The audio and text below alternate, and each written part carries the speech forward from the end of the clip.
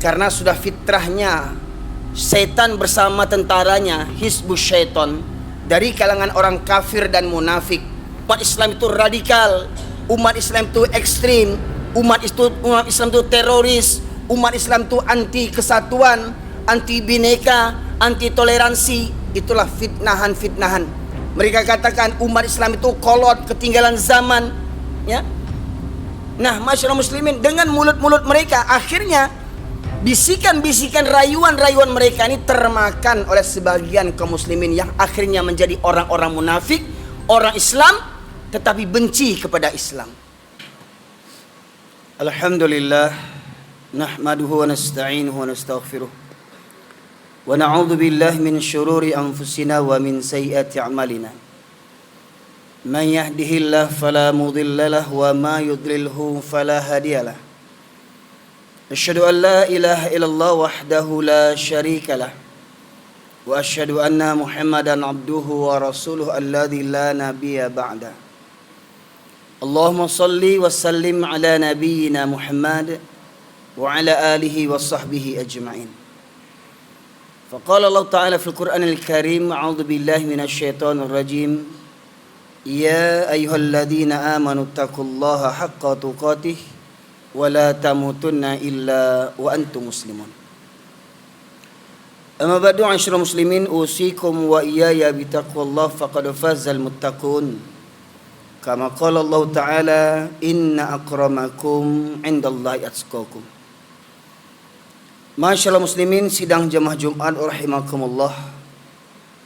Di kesempatan Jumat yang berkah ini, insyaallah kita akan mentadaburi ayat-ayat maupun hadis Rasulullah sallallahu alaihi wasallam berkaitan tentang penyakit umat yang menjangkiti kaum muslimin.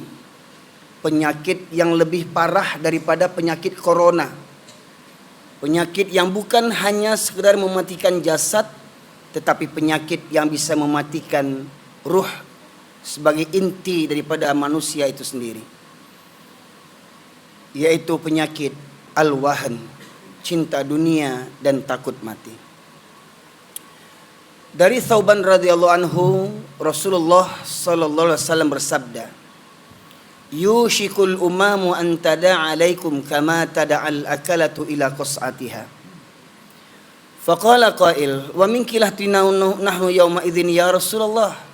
Qala bal antum katsir walakinnakum kagutha'is sail. Wa la yanza'anallahu min suduri aduwikum mahabbata minkum wa la yaghzifanallahu fi qulubikumul wahn.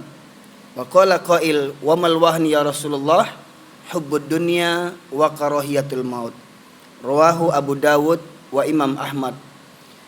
Masyaallah muslimin yang dirahmati oleh Allah, dalam hadis itu Rasulullah bersabda yang artinya, akan datang nanti suatu masa akan nyaris kalian umat Islam akan diperebutkan oleh berbagai kaum yang membenci, memusuhimu, seperti mana orang-orang lapar memperebutkan makanan.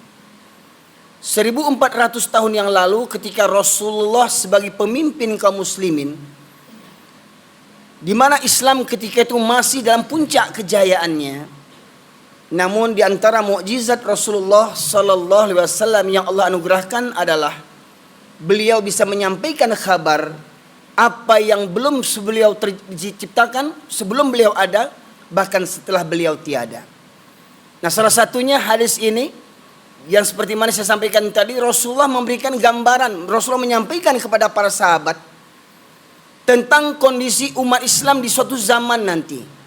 Rasulullah menegaskan nyaris hampir semua golongan-golongan yang memusuhi Islam bersatu dengan berbagai macam cara untuk memperebutkan kalian seperti mana orang-orang lapar memperebutkan makanan. Maknanya dalam kalimat ini adalah musuh-musuh Islam itu semuanya berlomba berpacu untuk menghancurkan, untuk memerangi Islam dengan berbagai macam cara. Hingga akhirnya umat Islam menjadi serpihan-serpihan kecil. Hingga akhirnya umat Islam terpecah belah. Hingga akhirnya umat Islam tak memiliki kekuatan. Lantas ada sahabat yang bertanya, apakah ketika itu umat Islam jumlahnya sedikit wahai Rasulullah? Rasulullah menjawab, bahkan ketika itu kalian jumlahnya banyak, kalian mayoritas dalam negeri itu, tapi banyaknya kalian seperti buih di atas air. Dan Allah cabut rasa takut musuh-musuh terhadap kalian. Padahal hakikatnya masyaallah muslimin, musuh-musuh Islam itu lebih takut kepada umat Islam dibandingkan takut kepada Allah Subhanahu wa taala, karena memang tabiatnya orang kafir itu tidak beriman kepada Allah. Mereka lebih takut kepada apa yang tampak dalam pandangan mata mereka. Maknanya mereka lebih takut kepada kaum muslimin, hamba Allah, makhluk Allah, dibandingkan kepada sang pencipta, kepada Allah Subhanahu wa taala. Itulah kadar keyakinan orang-orang kafir yang lebih takut kepada manusia dibandingkan kepada Allah Subhanahu wa taala. Rasul menegaskan tadi, Allah cabut rasa takut musuh-musuh terhadap kalian. Maknanya bukan karena orang kafir itu hebat. Amerika hebat, Israel hebat, Cina komunis hebat. Ya, bukan karena mereka hebat, tetapi Allah cabut rasa takut kepada kita ini dari musuh-musuh kita. Nah, kemudian Rasulullah menegaskan, sembari tadi Allah cabut rasa takut musuh-musuh terhadap kita, hingga akhirnya kita umat Islam tidak dihargai, tidak dihormati, bahkan tidak ditakuti, bahkan dihinakan. Dan Rasulullah menegaskan dalam hadis berikutnya, dan Allah hunjamkan ke dalam dada, ke dalam hati kalian umat Islam penyakit al-wahan. Ada yang bertanya, ya Rasulullah, apakah penyakit al-wahan itu? Cinta dunia dan takut mati. Masyaallah muslimin, sidang jamaah Jumat rahimakumullah. Kenapa orang kafir berupaya untuk menghancurkan umat Islam? Karena sudah fitrahnya setan bersama tentaranya, hizbus syaiton, dari kalangan orang kafir dan munafik. Mereka itu benci kepada umat Islam hanya karena kecemburuan, karena kedengkian. Di awal kedengkian itu bermula ketika Nabi Adam alaihissalam diciptakan Allah Subhanahu wa taala, dan Allah perintahkan kepada makhluk surga ketika itu untuk sujud hormat kepada Nabi Adam. Maka semua malaikat sujud tanpa banyak tanya. Tetapi iblis ingkar karena dia merasa dirinya lebih mulia dibandingkan iblis. Dan kedengkian ini iblis tanamkan kepada anak cucu Adam yang lemah iman mereka. Hingga akhirnya kita sesama anak cucu Adam saling bermusuhan, saling membunuh. Dan itulah misi hidupnya iblis setelah Allah keluarkan dari surganya Allah Subhanahu wa taala. Iblis meminta dipanjangkan umurnya sampai hari kiamat. Masyaallah muslimin, sidang jamaah Jumat rahimakumullah.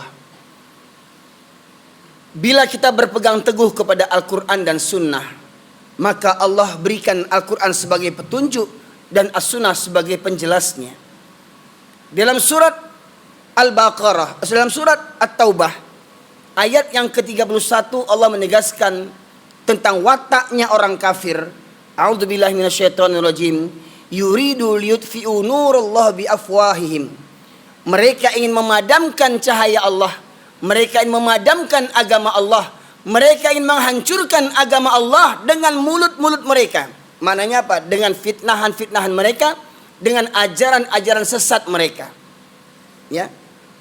Mereka akan mengatakan umat Islam itu radikal, umat Islam itu ekstrim, umat Islam itu teroris, umat Islam itu anti kesatuan, anti bineka, anti toleransi. Itulah fitnahan-fitnahan. Mereka katakan umat Islam itu kolot, ketinggalan zaman. Ya.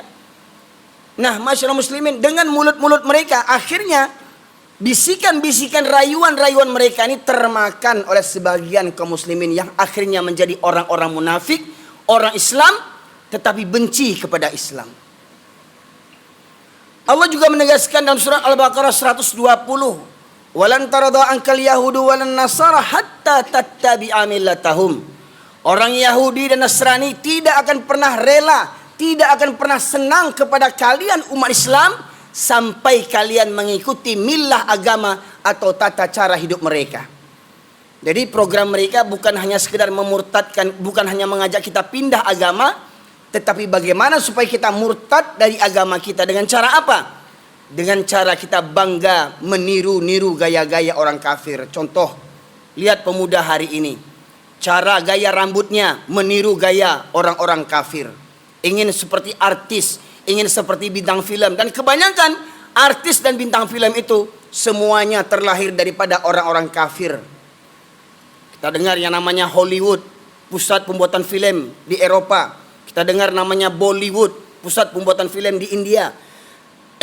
Itu yang sering ditontonkan kepada generasi muda kita, hingga akhirnya banyak generasi muda bercita-cita ingin seperti penampilan para artis, masyiral muslimin. Hingga akhirnya dalam kehidupan kita pun, dalam berumah tangga, banyak orang-orang Islam meniru gaya-gaya orang kafir. Jadi masyiral muslimin, orang kafir Yahudi dan Nasrani, mereka tidak akan pernah rela kepada kita umat Islam sampai kita ini meniru-niru tindak tanduk agama mereka. Contoh, kalau dulu kita mengenal, kita mengetahui orang Nasrani itu sembahyangnya, beribadahnya, kebaktiannya seminggu sekali di hari Ahad saja. Nah ternyata tabiat orang Nasrani ini banyak ditiru oleh orang Islam. Banyak orang-orang Islam, laki-laki muslim yang hanya sholat di hari Jumat saja. Ada orang Islam yang sholatnya seminggu sekali, hari Jumat saja sholatnya. Kalau ditanya kenapa kamu sholat seminggu sekali? Daripada nggak ada. Bagaimana mungkin Islam 7 keturunan sampai sekarang nggak ngerti-ngerti. Bahkan anehnya, yang sering meninggalkan sholat ini bergelar sebagai suami, bergelar sebagai ayah. Ada ayah orang, ayah dari anak-anak kaum muslimin, dia menjadi ayah orang, tetapi sholatnya seminggu sekali, masyaallah muslimin. Ini orang Islam yang meniru orang-orang kafir. Ya. Gaya hidup, gaya pakaian, ya. Banyak para pemuda gandrung dengan lagu-lagu, dengan musik-musik, tapi jauh daripada Al-Quran. Bangga meniru gaya orang kafir dengan telinga yang diberi subang yang besar, dengan muka ditato, tetapi kalau berpenampilan ya muslim, pakai baju muslim, wah dikatakan sok alim, sok suci, ya. Masyaallah muslimin yang dirahmati Allah. Nah, kemudian dalam surat Al-Baqarah 217 Allah menegaskan, "Wala yazaluna yuqatilunakum hatta yarudukum an dinikum istata'u." Mereka orang-orang kafir tidak pernah berhenti memerangi kamu sampai kamu murtad dari agamamu, seandainya mereka sanggup melakukan itu. Jadi masyaallah muslimin, 3 ayat ini sebagai hujah bagi kita bahwasanya orang kafir Yahudi dan Nasrani dan orang munafik itu tidak akan bisa berdampingan dengan kita. Karena apa? Bukan kita yang jahat, tetapi dalam isu mereka menyebut kita umat Islam yang jahat, umat Islam yang anti toleransi, umat Islam yang ekstremis, radikal dan segala macamnya. Ya, padahal pada hakikatnya mereka lah biang kehancuran, biang kerusakan. Ya, tadi saya sebutkan dalam surat At-Taubah Allah menegaskan orang kafir berupaya untuk memadamkan agama Allah dengan fitnahan-fitnahan mereka. Al-Baqarah 120 Allah menegaskan orang kafir Yahudi Nasrani tidak akan pernah rela melihat kita umat Islam sampai kita mengikuti agama ataupun gaya hidup mereka. Dan Al-Baqarah 217 Allah menegaskan mereka orang kafir tidak pernah berhenti memerangi kita sampai kita murtad dari agama kita. Lihat hari ini masyaallah muslimin, peristiwa di Palestina. Puluhan tahun sudah saudara kita dibantai di Palestina, berkali-kali, berulang kali. Kenapa orang Yahudi Israel tidak takut menghentikan peperangan itu, menghentikan pembantaian itu? Karena mereka tahu negara-negara Islam yang di sekeliling Palestina itu, raja-raja Islam hanya beraninya kutuk mengutuk, tapi tak berani dengan tindakan. Lihat, tentara Israel, rakyat Israel, ya bangsa Israel membantai saudara kita di Palestina, padahal orang Israel orang yang menumpang di Palestina. Mereka rampas rumah-rumah orang Palestina, mereka rampas tanah-tanah orang Palestina, mereka usir orang Palestina dari rumahnya, dan mereka ambil rumah orang-orang Palestina. Mirisnya dunia semuanya diam membisu, hanya bisa berdrama kutuk mengutuk, kutuk mengutuk. Lihat, Israel sang penjajah dibantu oleh Amerika, Jerman, Prancis dan negara-negara kafir yang lainnya membantu para penjajah. Pertanyaannya, negara Islam mana yang mengirimkan tentaranya untuk membantu saudara-saudara kita di Palestina? Lihat konon katanya PBB, pemelihara kedamaian dunia. Ketika terjadi krisis di negara-negara lain, PBB mengirimkan pasukan tentara nasionalnya, tentara pasukan keamanan PBB. Ya, tetapi ketika di Palestina, coba lihat, pernahkah PBB mengutus pasukan keamanan PBB untuk melindungi, untuk mengawal, untuk mencegah peperangan di Palestina? Sama sekali tidak, masyaallah muslimin. Nah, masyaallah muslimin yang dirahmati oleh Allah. Kemudian peristiwa ini terjadi seperti mana kata Rasulullah, itu terjadi ketika kalian jumlahnya mayoritas, jumlah kalian banyak tapi tak punya kualitas. Di negeri itu presidennya Islam, perdana menterinya Islam, rajanya Islam, wakil-wakilnya Islam, menteri-menterinya, pejabat-pejabatnya, aparat-aparatnya, rakyatnya Islam, tetapi mereka diatur oleh segelintir orang-orang kafir. Kekayaan negara itu dimiliki oleh segelintir orang-orang kafir di negeri itu, masyaallah muslimin. Dan mirisnya, warga penduduk yang beragama Islam mayoritas tak berani berbuat apa-apa kecuali menjadi kacung dan budaknya para orang-orang kafir. Kemudian dalam hadis berikutnya Rasul menegaskan, Allah cabut rasa takut musuh-musuh terhadap kalian. Maka ini terungkap dari perkataan seorang tokoh Yahudi bernama Goldamir. Dia mengatakan, kita tidak perlu takut kepada umat Islam selagi masjidnya umat Islam di waktu subuh tidak seramai seperti waktu sholat Jumat. Contoh, lihat masjid kita hari ini. Masjid kita hari ini, lihat, hari Jumat penuh sampai ke belakang, sampai anak-anak keluar. Pertanyaannya, bagaimana di waktu subuh? Bagaimana di waktu subuh? Apakah seperti begini jamaahnya? Pertanyaannya, mohon maaf, apakah di komplek ini sudah ada gereja? Sudah ada banyak orang Nasrani? Nah, pertanyaannya, ketika subuh kaum muslimin tak hadir kemari, kemana perginya kaum muslimin itu? Maka benar kata Rasulullah, dua solat yang berat bagi orang munafik adalah solat Isya dan solat subuh berjamaah. Jadi orang Islam yang sering meninggalkan solat Isya dan subuh berjamaah, maka pada hakikatnya kata Rasulullah, mereka itu orang-orang munafik, musuh Islam dari dalam, menggunting dalam lipatan, menjadi duri dalam daging, melemahkan kekuatan umat Islam. Kenapa orang Yahudi mengukur kekuatan umat Islam dari jamaah masjidnya? Karena mereka tahu kalau dalam sebuah negeri, dalam sebuah kampung, dalam sebuah masjid, ya, jamaahnya lengang, berarti jamaah itu, warga itu, rakyat itu lebih banyak orang-orang munafiknya. Siapa mereka? Orang yang cinta dunia dan takut mati. Oh, kalau untuk mencari dunia, ya, tengah malam, ya hari ini, siang jadi malam untuk cari duit, siang jadi malam, malam jadi siang. Gunung kan didaki, lautan diseberangi, tapi miris, surau terlewati. Sidang jamaah Jumat rahimakumullah, begitulah gambar umat Islam hari ini. 8 perkara yang bisa menjadi Tuhan bagi manusia. Apabila itu terjadi, maka kelak negeri itu akan hancur agama Islamnya. Dalam surat At-Taubah ayat yang kedua, ayat ke-41, ya. At-Taubah 24, Allah menegaskan, Qul in kana aba'ukum wa abna'ukum wa ikhwanukum wa azwajukum wa ashiratukum wa amwalun iktaraftumuha wa tijaratan tahsana kasadaha wa masakina tardaunaha.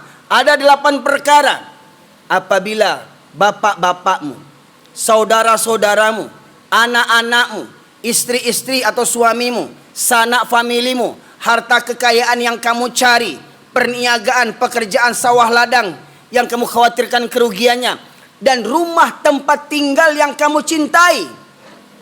Ahabba ilaikum minallah wa rasulih wa jihadin fisabilih. Apabila semua itu lebih engkau cintai daripada Allah dan Rasulnya serta berjihad di jalannya, maka tunggulah sampai Allah mendatangkan keputusan dan azabnya, dan Allah tidak memberi petunjuk kepada orang-orang yang fasik. Ingat, 8 perkara tadi bisa menjadi Tuhan selain daripada Allah. 8 perkara tadi. Kapan dia bisa menjadi Tuhan selain daripada Allah? Yang pertama tadi, orang tua. Yang kedua, anak. Yang ketiga, saudara kakak beradik. Yang keempat, istri ataupun suami. Yang kelima, sanak famili, keluarga kita. Yang keenam, harta kekayaan yang kita buru, yang kita cari, yang kita bangga-banggakan, yang kita pamer-pamerkan. Yang ketujuh, perniagaan, pekerjaan, bisnis kita, sawah ladang kita. Yang kedelapan, rumah tempat tinggal kita. Kapan ini bisa menjadi Tuhan selain daripada Allah? Ahabba ilaikum, apabila lebih engkau cintai daripada Allah dan Rasulnya serta berjihad di jalannya, maka tunggulah sampai Allah mendatangkan azabnya. Masyaallah muslimin yang dirahmati Allah, pertanyaannya, apa yang menyebabkan seorang laki-laki muslim malas datang ke masjid? Apa yang menyebabkan itu? Tak lain dan tak bukan 8 perkara ini penyebabnya. Ada orang muslim yang rajin solat, tapi lebih senang solat di rumahnya. Maka benarlah kata Rasulullah, 2 solat yang berat bagi orang munafik adalah solat isya dan subuh berjamaah. Maka barang siapa yang sering tidak mendatangi subuh berjamaah, isya berjamaah, maka kata Rasulullah, merekalah orang-orang munafik. Maka mari tanya pada diri kita, benarkah kita seorang muslim kalau solat kita berjanji asyhadu an la ilaha illallah wa asyhadu anna muhammadar rasulullah? Kalau berzikir kita berkali-kali la ilaha illallah, la ilaha illallah. Dalam solat kita membaca inna solati wa nusuki wa mahyaya wa mamati lillahi rabbil alamin. Solatku, ibadahku, hidup dan matiku hanya untuk Allah. Benarkah itu adanya? Maka tanyalah pada diri kita sendiri sebelum kematian menjemput kita. Fa'tabiru ya ulil albab la'allakum turhamun.